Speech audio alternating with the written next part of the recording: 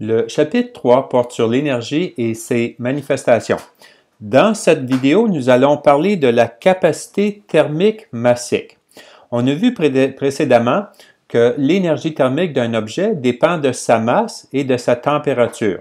Deux objets qui ont la même masse, celui qui aura une température plus élevée va avoir la plus grande énergie thermique.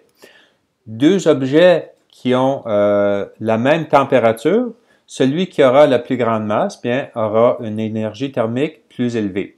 Mais c'est un petit peu plus compliqué que ça quand on parle d'objets ou de substances différentes les unes des autres. Donc, par exemple, une même masse d'eau comparée à de l'alcool à la même température, l'une va avoir une quantité d'énergie thermique plus élevée que l'autre.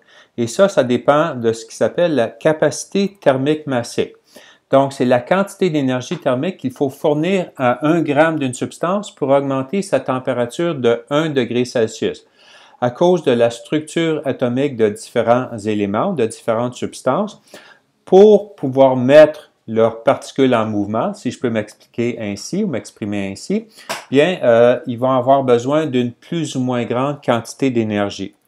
Vous allez avoir un tableau dans votre annexe et lors de l'évaluation de ce chapitre qui va vous permettre de déterminer ou de trouver la capacité thermique massique de différentes substances. Par exemple, si je prends de l'eau liquide, pour faire monter 1 gramme d'eau de 1 degré Celsius, bien, ça prend 4,19 joules d'énergie. Par contre, si je prends de l'éthanol, une forme d'alcool, bien, pour faire monter 1 gramme d'éthanol de 1 degré Celsius, bien, ça prend seulement 2,46 joules d'énergie. Donc, si je veux savoir combien d'énergie je dois transférer, donc en d'autres termes, combien de chaleur je dois mettre dans un objet pour faire monter sa température, je dois premièrement déterminer sa masse, je dois déterminer quelle sera la variation de température et puis finalement, je devrais déterminer de quelle substance il s'agit pour avoir sa capacité thermique massique. Alors, il y a quelques formules associées à ça. Donc, la chaleur est le produit de la masse en grammes fois sa capacité thermique massique que vous allez repérer dans le tableau, fois la variation de température. La variation de température, on la détermine par la température finale moins la température initiale. Si j'ai un objet, par exemple, à 20 degrés Celsius, qui monte à 60 degrés Celsius, la température finale, c'est 60, température initiale, c'est 20, 60 moins 20 fait 40. Si par contre un objet dégage de la chaleur, par exemple, j'ai un objet à 80 degrés Celsius qui est refroidi et à la fin, sa température est 60 degrés Celsius. Alors à ce moment-là, je ferai 60 moins 80 et la température serait moins 20. Alors quand on a une valeur négative, c'est simplement pour nous dire que de la chaleur a été dégagée. Mais ce n'est pas de la chaleur négative. On n'a pas de l'énergie négative. On enlève le moins, mais il faut se souvenir que dans ce cas-là, c'est de la chaleur qui a été dégagée.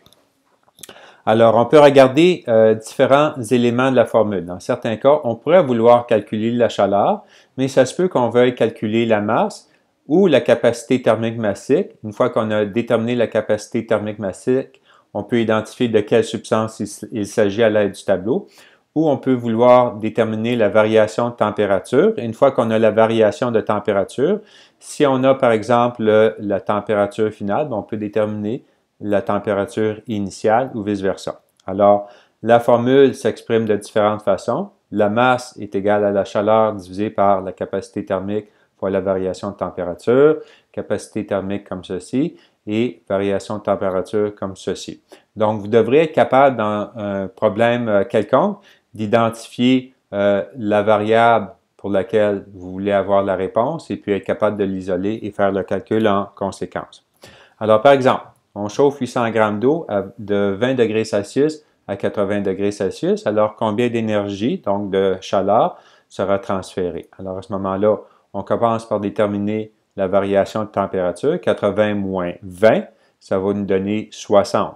Après ça, on remet ça dans la formule. Donc, 80 fois la capacité thermique massique de l'eau que vous allez retrouver dans le tableau, fois 60, et ça nous donne 201 120 joules. Dans cet autre problème, on veut trouver la masse d'un objet, donc une tasse d'argent qui a reçu 12 900 joules d'énergie et dont la température est passée de 10 à 96 degrés Celsius. Alors, dans ce cas-ci, il va falloir déterminer la masse en divisant le chaleur, donc 12 900, par la capacité thermique massique fois la variation de température. Alors, la capacité thermique massique, on la trouve dans le tableau. La variation de température, la température finale, c'est 96. Température initiale, 10. 96 moins 10 donne 86. Alors, notre problème va ressembler à ça ici. Après ça, je fais l'opération et ça me donne 625. N'oubliez pas de mettre des parenthèses ici lorsque vous faites votre calcul. Si vous faites 12 900 divisé par 0.24 fois 86 sans mettre de parenthèse, bien là, vous venez d'avoir le quotient de ça fois 86. Alors, ça ne marchera pas. Ensuite, un objet d'une masse de 0,625 kg passe de 36 degrés à 18, donc ça refroidit dans ce cas-ci. Il dégage 27 675 joules de chaleur. De quelle substance est-il fait? Donc, il va falloir isoler pour trouver la capacité thermique massique. Donc, dans ce cas-ci, on va utiliser cette variation de la formule. 36, c'est-à-dire 18, ça c'est la température finale. Moins 36 va nous donner moins 18. Donc, je fais le calcul ici. Et on se souvient que ça, c'est juste pour nous dire que de la chaleur a été dégagée. Donc, à la fin, on enlève notre résultat négatif et ça va nous donner 2,46 joules par gramme par degré Celsius. Ça, c'est la capacité thermique massique. À ce moment-ci, on retourne à notre tableau et on trouve la substance qui correspond et ça serait l'éthanol. Okay? Donc, encore là, souvenez-vous qu'une valeur négative, c'est tout simplement pour dire que de l'énergie a été enlevée, qu'elle a été dégagée. Finalement, une barre de tungstène d'une masse de 150 grammes absorbe 12 000 joules d'énergie. Si sa température initiale était 20 degrés Celsius, quelle sera sa température finale? Alors, pour résoudre ce problème, il faut commencer par trouver la variation de température, donc la chaleur divisée par la masse fois la capacité thermique massique. Encore là, on n'oublie pas de mettre des parenthèses. Et ça va nous donner 615,38 degrés Celsius. Mais ici, c'est la variation de température. Alors, si on a ajouté de la chaleur, dans ce cas-ci, la température finale, là, vous ferez un petit calcul mathématique où vous écrirez l'équation pour pouvoir isoler pour la température finale. Mais finalement, il faut additionner les deux valeurs. Donc, on est parti à 20 degrés Celsius et ça a monté de 615 degrés Celsius. Alors, à la fin, on a 635,38 degrés Celsius.